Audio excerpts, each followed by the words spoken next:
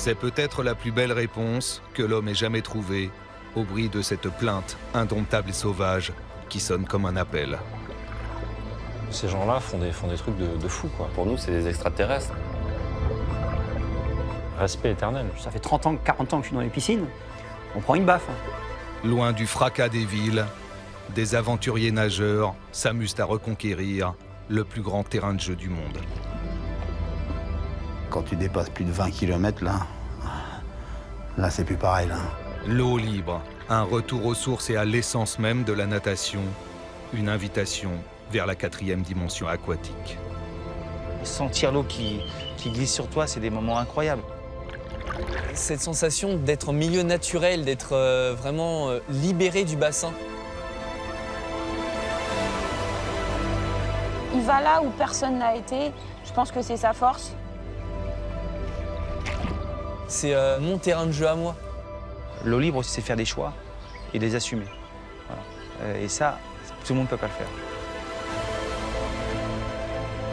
Certaines compétitions dépassant parfois les 60 km, l'eau libre nécessite des aptitudes physiologiques hors normes. Alors, quand il n'est pas en mer, en lac ou en rivière, c'est du côté de Fontainebleau, au Centre national des sports de la défense, qu'Axel Raymond, 21 ans, tous les jours de la semaine sans exception, fait monter l'intensité de ses entraînements à leur paroxysme. L'eau libre a ses exigences et la première d'entre elles est évidemment l'endurance. En 15 ans, j'ai fait à peu près 30 000 km en nageant. Alors ils font 30 000 km, c'est énorme, mais je pense que c'est ridicule comparé à des nageurs d'eau libre, comme Axel qui doit faire, je pense, entre 3 000, 3 500, voire des fois 4 000 km par an. Je nage beaucoup à l'année, je nage 100 km par semaine sur toute l'année en moyenne. Donc ça peut monter jusqu'à 130 et descendre jusqu'à 70 au minimum. C'est vraiment une discipline à part et le mot discipline prend tout son sens quand on se lance pour une course comme ça. Que ce soit du 5 km ça va, mais du 10, du 25 km, 25 km c'est vraiment long. C'est quasiment un tiers de plus que ce que je faisais à l'entraînement.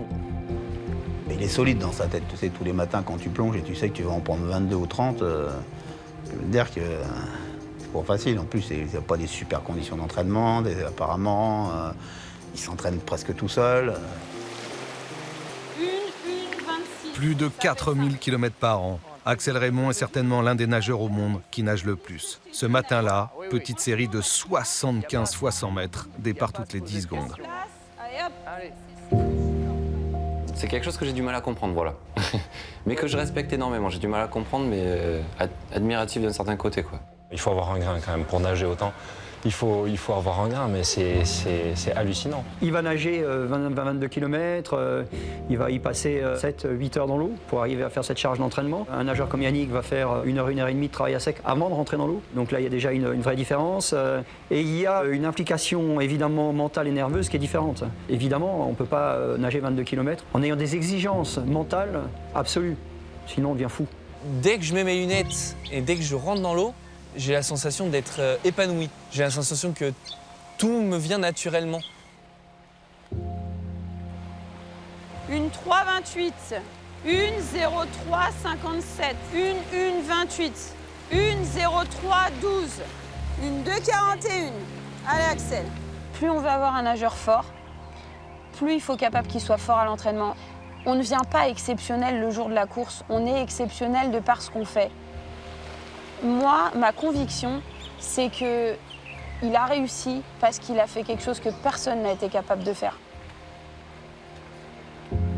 Et Axel est plutôt spécialiste de 25 km, tout du moins à l'origine. On va dire que c'est là où il est le plus à l'aise, psychologiquement presque, et physiquement. Mais il n'y a aucun souci à ce qu'il devienne meilleur sur 10 et sur 5. 57, 57. Des qualités d'endurance intrinsèques et une abnégation à l'entraînement qui lui ont permis dès l'âge de 20 ans de devenir champion d'Europe du 25 km. La valeur n'attend pas forcément le nombre des années, mais en eau libre, c'est plutôt rare. Depuis le départ, pas grand monde y croyait. On m'a beaucoup dit que je l'avais mis trop jeune. Tous les ans, l'année d'après, il était soi-disant foutu. Je me suis battue contre pas mal de personnes qui m'ont carrément dit « Mais non, mais de toute façon, il vaut rien, on l'emmènera pas au championnat d'Europe s'il se qualifie parce qu'il va finir dernier. » Un entraîneur de haut niveau, à mon avis, c'est quelqu'un qui est capable d'observer, d'entendre, mais de faire des choix et de garder ses convictions. Moi, quand j'ai commencé à faire du 400 à Manodou, et tous les mecs au bord du bassin, et puis attention, hein, ceux qui ont des galons, là. Mais qu'est-ce qu'il est con, mais ça va pas, mais c'est une nage de 200 d'eau. Eh ben oui, mon bonhomme, mais à la fin, t'es champion olympique. Voilà, parce que tu sens le truc et t'as décidé quelque chose. Le fait de se dire, bon ben, je vais essayer de me donner au maximum, d'aller le plus vite possible en dépensant le moins d'énergie. Je pense que sur 25 km, c'est un truc qui compte. Et du coup, je pense que c'est ce qui le rend extrêmement fort aussi. Plus c'est un type qui a du cœur. Sur un 25 bornes, c'est un jeu pour moi. Je ne prends pas ça pour une sorte de mission impossible. Il y en a qui disent, mais 25 bornes, moi je pourrais jamais faire ça. Mais moi je me dis pas ça, je me dis que c'est le truc à faire. Ils ne se sentent pas en danger sur un 25 km. Il s'est jamais posé la question de savoir s'il allait aller au bout en fait. Et à l'heure actuelle, les nageurs, quand on leur demande 25 km, oh là là, c'est long. Mais non, en fait, c'est pas long du tout. C'est juste comment je m'organise pour être le plus fort possible. Quand on a réalisé quelque chose comme ça de fort et une réussite pareille, bien sûr que c'est des mécanismes, c'est des clés ensuite qu'on a pour le répéter. On fait tout pour être bon sur le 25 km, mais on fait tout pour progresser sur le 10. Voilà, c'est de calmer, Axel, c'est bon. Oui, mais voilà, depuis l'inscription du 10 km au programme des Jeux Olympiques, l'eau libre est entrée dans une nouvelle ère, repoussant toujours plus loin les limites physiologiques de l'être humain. Désormais, nager longtemps ne suffit plus, il faut aussi nager vite, de plus en plus vite, tout en apprenant à gérer les mécanismes de votre propre horloge corporelle. Aujourd'hui, en eau libre, qui est une distance olympique, on est 48 semaines par an sur une stratégie de performance ou d'accès à la performance. Un petit peu plus rapide que la moyenne que vous allez avoir, comme ça. Certaines choses se débloquent, à la fois psychologiquement et en termes de travail au quotidien, on va vers quelque chose qui est peut-être voilà, un petit peu plus pointu, un peu plus mieux organisé que ça ne l'était auparavant. Ça passe par différents facteurs incontournables pour y arriver. La diététique, le repos, l'entraînement, tout ça, moi je souhaite le voir en équipe de France. Si à un an des Jeux de Rio, ils ne savent pas comment ils doivent s'y prendre pour exprimer leurs points forts, c'est même pas la peine qu'on prenne l'avion pour aller à Rio. Ou alors on y va au mois de février pour faire le carnaval, mais c'est tout, quoi. Et Stéphane Lecas est gagnant de la Santa Fe Coronda. Oui, Stéphane Lecas sait de quoi il parle. Lui, l'ancien vainqueur à 4 reprises de la Santa Fe Coronda en Argentine, l'Everest de l'eau libre et ses 60 km d'effort. Lorsqu'on touche la plaque et qu'on a gagné, parfois pour une seule seconde, c'est des choses difficilement explicables. C'est beaucoup de travail avant, beaucoup de réflexion. Souvent, on dit que les nageurs d'eau libre, c'est des bourrins. C'est des gens en fait, qui font ça parce qu'ils ne savent pas faire autre chose. Mais être nageur d'eau libre, c'est l'inverse. Et les gens qui gagnent, c'est justement parce qu'ils ont compris que c'était quelque chose qui devait être bien pensé, réfléchi et travaillé. Mais il faut faire le métier. C'est juste de la logique. Mais parfois, le pragmatisme et la logique d'une activité interpellent. Parce que c'est pas normal. Sur nos épreuves, on est toujours à travailler en réserve, soit en réserve de fréquence gestuelle, en réserve de fréquence cardiaque, en réserve de force maximale, c'est-à-dire qu'il faut être capable de tenir pendant 2 heures 70% de sa force maximale. Vous pouvez aimer les distractions, tranquillement, attentif aux sensations. Alors à l'INSEP, on décortique comme jamais le 10 000 mètres. Test psycho-organique, temps de passage sur chaque 100 mètres, taux de lactate dans le sang, en eau libre, mieux nager, c'est aussi mieux se connaître. Ça tombe bien, car pour les Français, la première marche vers la quête du Graal olympique se rapproche à grands pas, une étape de Coupe du Monde à Nouméa, où le grand favori n'est autre qu'Axel Raymond. C'est lui qui a la meilleure marque sur un 10 km simulé. Il a fait un tout petit peu moins d'1h50, ce qui fait 1 minute 6 par 100 mètres. Objectivement, personne ne le fait.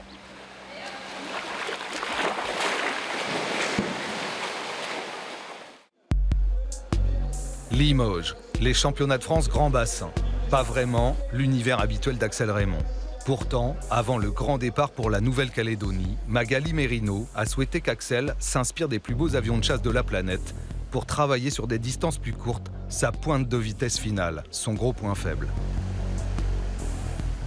Allez Axel, tu es là, belle nage, 500 mètres, d'accord. Après 500 mètres, tu relances, tu me fais, Axel, un dernier 500 de ta vie, d'accord. Ça, il faut absolument que tu y arrives pour la Nouvelle-Calédonie, ok. C'est un exercice, d'accord. Et c'est pas grave si je pars un peu trop doucement. T'inquiète pas, de toute façon, si t'es sur des bons appuis, Axel, tu seras bien. Limoges, c'est aussi déjà jeter un regard sur deux de ses futurs adversaires à Nouméa, Anthony Pagné et Marc-Antoine Olivier, deux nageurs du team Philippe Lucas. Ouais, il y en a qui sont plus tendus que d'autres. Il y en a qui ont la qualif aussi. Il y a une condition qui a été mise en place par le directeur technique responsable de l'équipe d'eau libre, c'est leur demander un chrono aux 1500 nages libres en bassin, qui n'existait pas jusque-là. Et je pense que c'est une démarche qui est nécessaire pour les obliger à nager vite.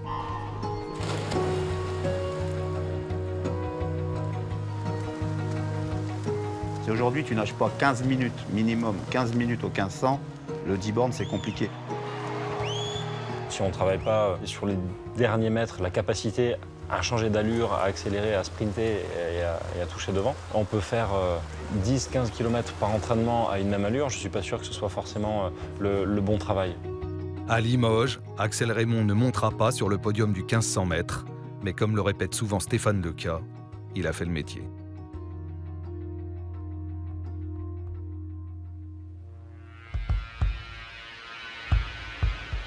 En Nouvelle-Calédonie, on appelle ça des conditions cycloniques. Pas vraiment celles espérées par l'équipe de France pour cette étape de Coupe du Monde d'eau libre si capitale pour les nageuses et nageurs français. Mais là encore, là surtout devrait-on dire, la météo fait partie du jeu et des charmes de la discipline. À l'entraînement en piscine, tu ne pourras pas avoir les conditions de course. Il faut tout faire pour s'entraîner à chaque condition de course. Si on n'est pas fort mentalement, on ne peut pas y arriver. On doit respecter la nature. Et la respecter, c'est avoir une capacité mentale à absorber ce qu'elle nous propose le jour de la course. Et après, il y a les adversaires. Voilà. C'est ça l'eau libre, en fait. Désormais, chaque seconde compte. Voilà le tableau. 4 nageurs français, 2 tickets seulement à prendre pour les championnats du monde. Marc-Antoine Olivier, Anthony Pagné, Romain Béraud sont les torpilleurs. Et le cuirassé, évidemment, s'appelle Axel Raymond. Pourquoi est-ce qu'on a mis un garçon par entraîneur? C'est si tu les mets dans le même groupe, parce qu'on aurait pu dire, bah, tiens, on fait un groupe de garçons, il s'explosait. J'arrive pas à concevoir qu'on puisse faire une course pour maîtriser les autres Français, en fait. Pour moi, une course, c'est une course. C'est de toute façon, dans l'état d'esprit, si on part pour gagner une course, on part pour gagner. Donc les Français, ils sont derrière. Tu as une espèce d'esprit d'équipe qui doit être là, mais très sincèrement, aujourd'hui, sur cette compète, on est tous individualistes à mort. Hein. Tu affrontes directement les autres. Ils sont pas à côté, ils sont vraiment dans l'affrontement direct avec toi. Et à partir de là, faut jouer avec eux. Il y aura ceux qui ont de l'expérience. Et puis après, avec un peu de folie et un peu de... Et en gérant bien mon truc, je pense qu'il y a moyen de faire quelque chose. C'est une course importante et c'est pour ça qu'il faut la réussir et qu'on s'est donné les moyens pour arriver jusqu'ici déjà, en passant par le bassin et après tout va jouer sur la course, quoi.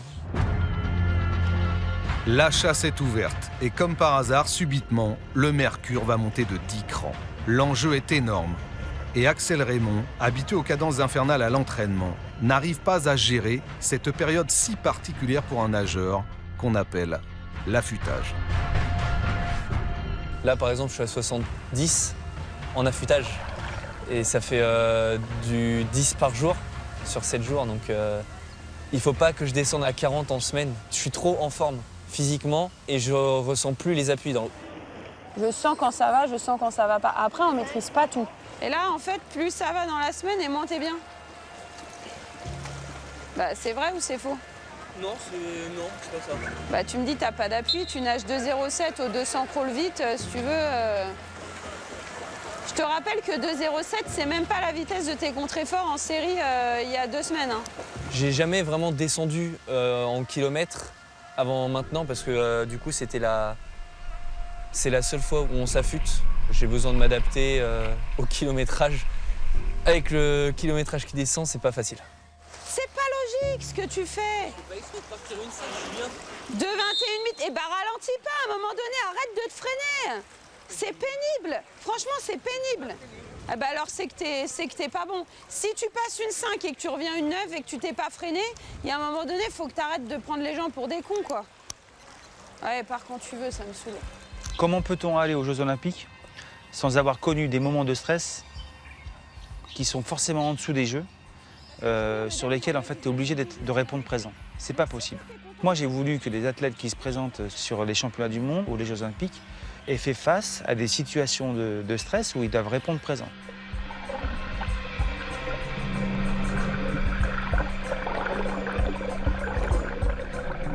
Quand tu es dans les lignes, ouais, tu regardes. Quand tu as un qui est arrêté, tu donnes un temps à côté. On est toujours attiré par des petits signes en se disant tiens, est-ce qu'il est en forme, est-ce que le mien il est un peu meilleur que le sien, et puis à l'arrivée, le jour de la compète, en fait, tous ces signes avant-coureur, t'en fais pas grand-chose finalement. Tous les gens qui sont victimes un peu d'un petit stress, d'une petite tension, c'est toujours quelque chose d'un peu incontrôlable, et c'est pas toujours quelque chose de fondé finalement, quoi. Quand la veille au soir c'était déjà moyen et que le matin c'était encore moyen, à un moment donné ça me fait chier, ouais. Donc si tu as un problème, tu le dis. Si tu as besoin d'aller au kiné, tu le dis. Si tu dors pas la nuit, tu le dis. Mais par contre, si tu es bien physiquement et que tu me fais de la merde pareil, là ça va pas le faire. Parce que tu as intérêt à me trouver vraiment une explication de la merde que tu m'as fait ce matin. Je me suis fait engueuler, Romain l'a vu, son coach l'a vu. Ils sont... Je pense que... je sais pas si ça leur donne un peu confiance. Parce que justement, je suis pas bien. On verra bien. Mais bon, ils vont avoir des surprises. S'ils pensent que je suis pas bien, ils vont avoir des surprises. Demain est un autre jour. Demain, la vérité de l'eau libre va reprendre ses droits dans l'un des plus beaux lagons du monde.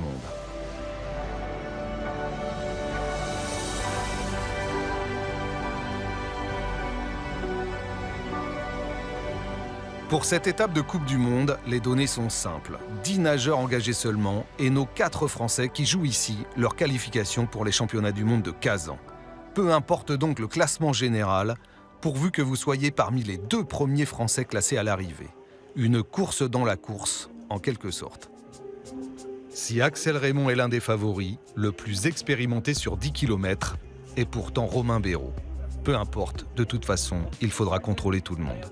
Physiquement, je pense pas qu'il y ait quelqu'un de plus fort. Après, ça va jouer sur la tactique, ça va jouer sur la force physique du jour. Romain, il a une expérience quand même énorme. Je dirais que le plus tendre, ça serait Marc-Antoine. Mais maintenant, Marc-Antoine, il va avoir faim. 9h du matin, enfin, la délivrance. C'est donc parti pour 4 tours de 2,5 km dans l'Ansvata de Nouméa. À partir de cet instant, chaque nageur est livré à lui-même avec ses points forts et ses points faibles. L'eau libre dans toute sa splendeur et vous allez très vite comprendre pourquoi.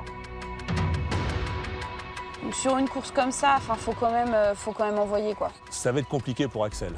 Et Axel, il sait que sur les 4, c'est quand même lui qui a une vitesse de base la moins élevée. Donc il a intérêt à durcir la course. C'est Romain que je crains le plus, mais je pense que comme toute course, ils sont 4, ils peuvent être 4 à rentrer. Mais je pense que c'est pas ça, il faut vraiment essayer de faire une course pour la gagner. Pourtant, dès le premier tour, Axel Raymond va commettre sa première erreur, laissant s'échapper l'Australien en bonnet jaune, connu pour durcir les débuts de course. Il y a du vent, la 3e bouée est couchée sur l'eau, l'Australien plonge dessous et ressort complètement à droite, échappant ainsi à la vigilance de tous ses adversaires. En eau libre, il faut aussi être malin. Le groupe des 4 Français part sur la gauche et ne reverra plus l'Australien avant la ligne d'arrivée. Mais surtout, Axel Raymond vient de perdre son poisson pilote pour la première moitié des 10 km. La course dans la course entre Français peut commencer et c'est donc à Axel Raymond, seul, de prendre désormais ses responsabilités. Il a 50 mètres d'avance, l'Australien, là! Vous avez laissé partir, là!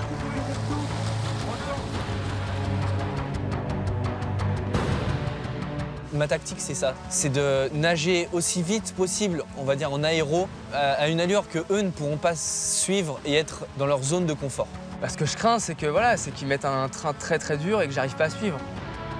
Je pense pas qu'il attaque avant le 5000 parce que voilà, lui aussi, il faut qu'il fasse attention. Mais à 5000 mètres, s'il attaque très très fort, ça peut être compliqué. Il faut te concentrer exclusivement sur ton ressenti, sur le rythme de tes bras. On sait à quelle allure on nage par rapport aux sensations d'appui, aux sensations de fatigue, aux sensations de rythme, on va dire de fréquence de coup de bras.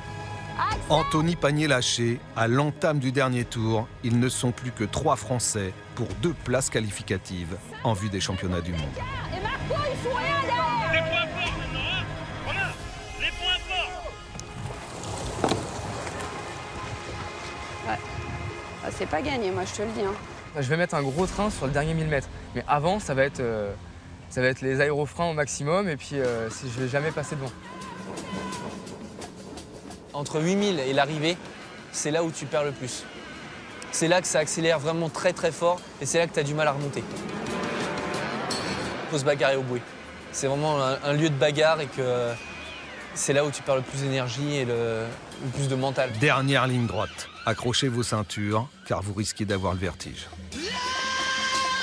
Faut pas négliger les autres non plus. Hein. Marco, il est fort, il est endurant, il a beaucoup de qualités, il est très aéro, il est très léger. Vu que je suis assez fin, je sais que je peux tenir une grosse cadence pendant assez longtemps et à mon avis que je partirai avant l'arrivée, avant de faire le sprint des 500 derniers mètres. Pourquoi faire compliqué quand on peut faire simple? Marc-Antoine Olivier, comme prévu, a bien caché son jeu pendant plus de 9 km avant de démarrer. Quand tu vois Marco, tu te dis, il appuie sur l'eau, il décolle. Il décolle, mais surtout s'envole vers la première place qualificative pour les championnats du monde. Sensation ahurissante de vitesse de ce nageur quand on sait qu'il a déjà 9500 mètres dans les bras.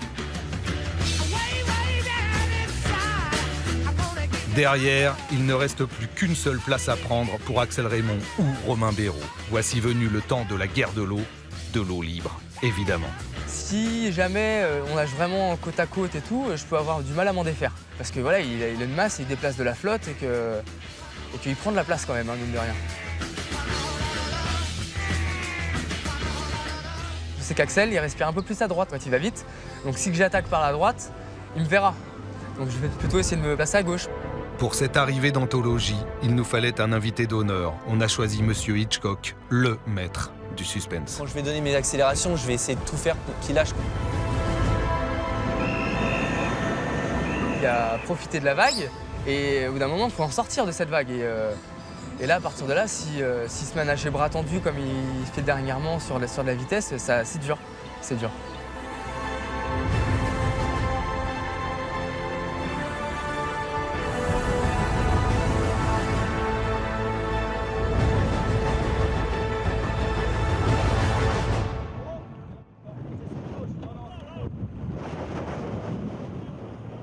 Eh, tu touches combien? Tu touches comment? Ah, mais devant Axel? Quel que soit le résultat final, Axel Raymond sait d'ores et déjà qu'il a raté sa course. Lui, le grand favori. Tout ça pour ça. Des heures et des années d'entraînement réduites peut-être à néant s'il est déclaré 4e derrière Romain Béraud. Moi, je vous vois tous en même temps, mais avec la chance que tu as, tu seras 4e. Il faut que tu t'y prennes. De toute façon, tu mérites pas de y aller. Bah, écoute, t'attendras 5 ans pour aller au jeu, hein, c'est ce que je te dise moi. Pour l'heure, il faut attendre les délibérations du jury et la photo finish, car le chronomètre, lui, a affiché exactement le même temps pour les 2 nageurs. 2h30 d'attente et de tension à la table de l'équipe de France avant que Patrick Dréano n'annonce le résultat. Voilà, alors, ça c'est les hommes. Il y a un horaire, il y a... Romain, tu es 3. Tu es 4.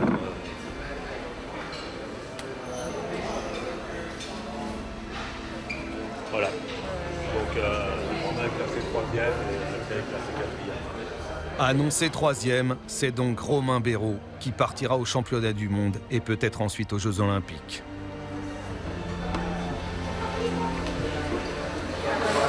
Pour les Jeux, ça va prendre du temps.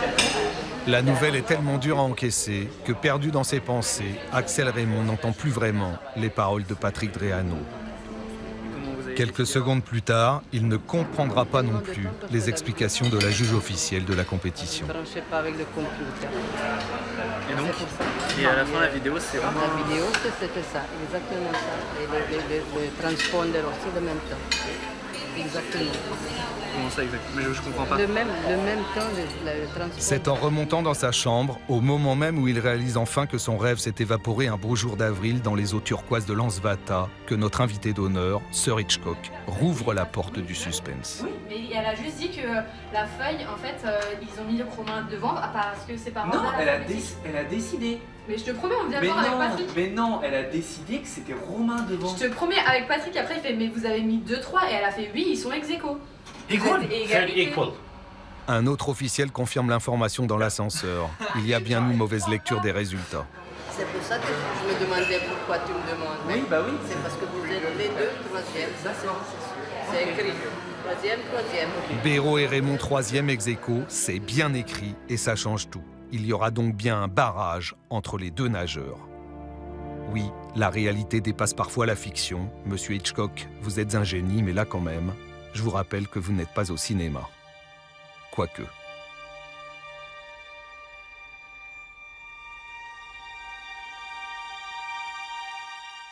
Retour au calme en Seine-et-Marne, pour la suite de cette histoire incroyable qui a commencé il y a bien longtemps. Une histoire entre deux êtres animés par la même passion et qui n'est pas sans rappeler l'un des plus beaux tandems de l'histoire de la natation française. Sauf que là, les rôles sont inversés. Je le connais depuis qu'il a 8 ans.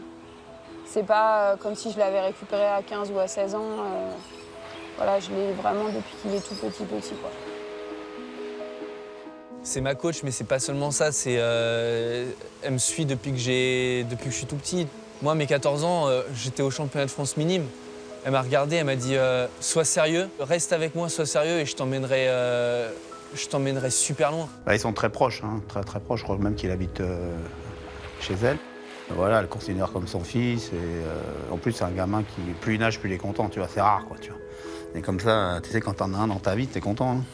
Elle est plus qu'une coach, c'est une mère, une sœur en fait, parce qu'elle s'occupe vraiment de moi toute la journée. Ma mère, avant, c'était celle qui me faisait les repas, celle qui me réveillait. Là, c'est Mag. J'ai changé de mère en fait.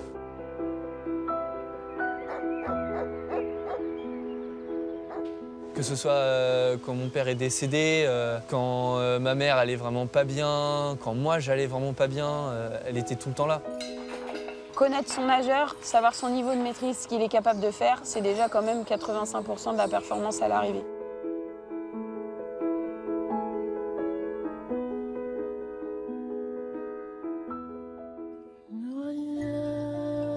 Gravelines, lieu des championnats de France d'eau libre 2015. Si le règlement international prévoit qu'on peut nager à partir de 16 degrés, pour des raisons d'équité sportive, la fédération a décidé que le barrage entre Romain Béraud et Axel Raymond n'aurait lieu que si l'eau sur le bassin des rives de l'A était à 20 degrés. Gwen Bordet, l'entraîneur de Romain Béraud, part sur l'eau vérifier cette condition. 15. C'est le vent du Nord qui nous met dedans. Ce matin, je l'ai prise à 7 heures, elle était à 20,01. Verdict. On est d'accord ? Ouais, bah 19-20, ouais, je sais pas moi, après ils vont décider. Bah, de toute façon, ça oscille ici entre 19 et 20. 20, 19, 19, 20, la décision appartient à Gwen Bordet. Je suis d'accord avec toi. S'il y a 20, il y a 20. Bah, il y a 20. Il y a 20 et 19, puis il y a 20. Ouais, il y a 19. Bah ouais. En eau libre, la température de l'eau a aussi son importance. Tout le monde n'aime pas forcément l'eau froide, mais ça fait partie du jeu. Merci. Bah, il nage ici. Et moi, mon kiff, c'est l'eau froide. Je pense qu'une autre eau chaude, je pourrais pas. Je suis hyper sec, donc le froid m'attaque tout de suite vraiment. Et ouais, et puis voilà, physiquement, je suis pas fait pour ça, quoi. Moi, mon modèle, c'est ceux qui vont dans de l'eau à 13 degrés, en combinaison tissu, sans rien avec, et qui font des 25 bornes à 6h, 6h30, parce que justement, ils sont tellement morts qu'ils peuvent pas faire moins. Tu vas chaud, t'inquiète. Ouais. C'est comme un berlin, c'est ta course, là. Ouais. Okay. Ouais. Tu montres ce que tu sais faire. Ouais. Ok. Ouais.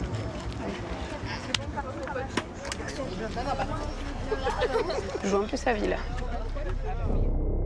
Cette fois, c'est sûr, le duel aura bien lieu. 50 nageurs au départ de ce 10 km. Axel Raymond ne doit se soucier que d'un seul nageur, Romain Béraud. Le premier des deux qui touchera la plaque à l'arrivée s'envolera pour la Russie et les championnats du monde d'eau libre de Kazan. Autrement dit, la porte ouverte vers les Jeux Olympiques de Rio. 4 tours de 2,5 km toujours à accomplir, et dès les 500 premiers mètres, Axel Raymond bonnet noir en tête, suivi comme son ombre par Romain Béraud bonnet blanc, 2 hommes que les juges ne vont pas quitter une seule seconde des yeux pendant près de 2 heures. C'est quoi le problème? Pécard, tu restes pas dans ses pieds. Pourquoi? Parce que vous jouez une qualif, tu te laisses tirer, je suis pas d'accord. Si demain tu veux être champion du monde, si tu veux être champion olympique, et que tu n'as pas l'envie de dézinguer l'autre, parce que finalement c'est ça, je parle dézinguer dans les règles de l'art, tu seras jamais champion olympique. Et on en revient au principal problème de Romain, quoi. Nous avions oublié de convier M. Hitchcock à l'éclatante beauté de ce bouquet final. Alors il s'est invité tout seul. Incroyable. Voici le scénario de Nouméa qui recommence. 3 Français en tête, dont Marc-Antoine Olivier en dernière position et un Allemand en bonnet orange pour venir jouer les troubles fêtes. Mon but, moi, c'est de les user. C'est de les faire arriver au sprint morts, mais fracassés, quoi. Cette fois, Marc-Antoine Olivier cédera le premier. À l'attaque du dernier tour, ils ne sont plus que 3, dont l'Allemand, qui finalement compte pour du beurre.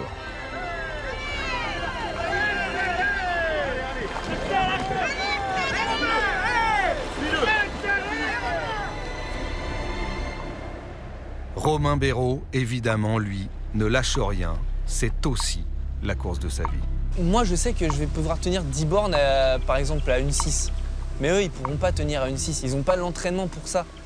Romain, il sait qu'il est fort en sprint. Moi, je sais qu'il est fort en sprint, donc je ne vais pas attendre d'être en sprint pour accélérer. 1 minute 06 sur 100 mètres de moyenne, soit la vitesse vertigineuse pour un nageur de 5 km/h, et ce maintenant depuis plus de 9 km. Axel Raymond fait seul le train devant, mais voici le temps du dénouement, le temps de vous montrer l'eau libre dans toute sa magnificence, quand votre corps est en feu et que l'eau devient enfin le reflet de votre âme. J'ai l'impression de ressentir quand même une grande force intérieure, malgré son âge. Quelque chose en fait qui est en lui et qui l'extériorise dans sa pratique et en compétition. C'est à ce moment précis, quand votre corps est saturé de lactate, que vous avez épuisé votre stock de glucides, que votre cœur dit stop, qu'il faut aller chercher autre chose dans un autre monde et que vous rentrez enfin dans la 4e dimension aquatique.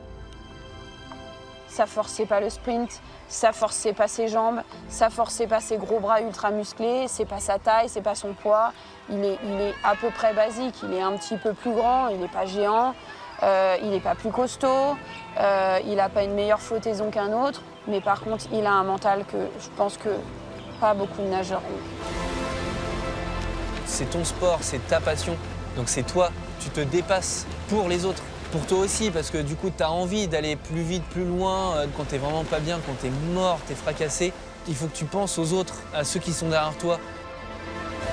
Inexorablement, Axel Raymond va alors s'envoler vers son rêve. Romain Béraud ne verra bientôt plus les pieds de son adversaire et avec eux vont disparaître ses derniers espoirs de qualification.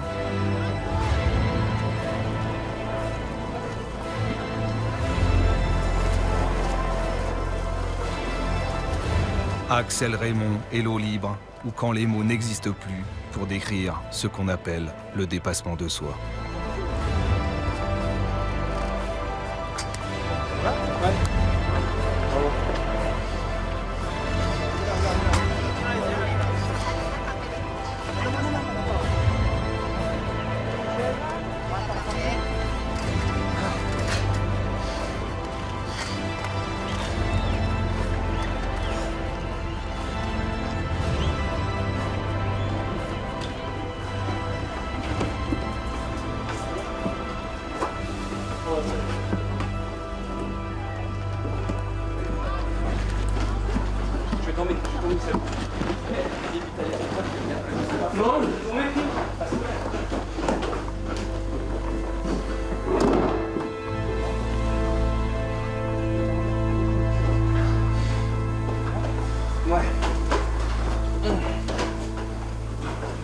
Putain, je suis mort.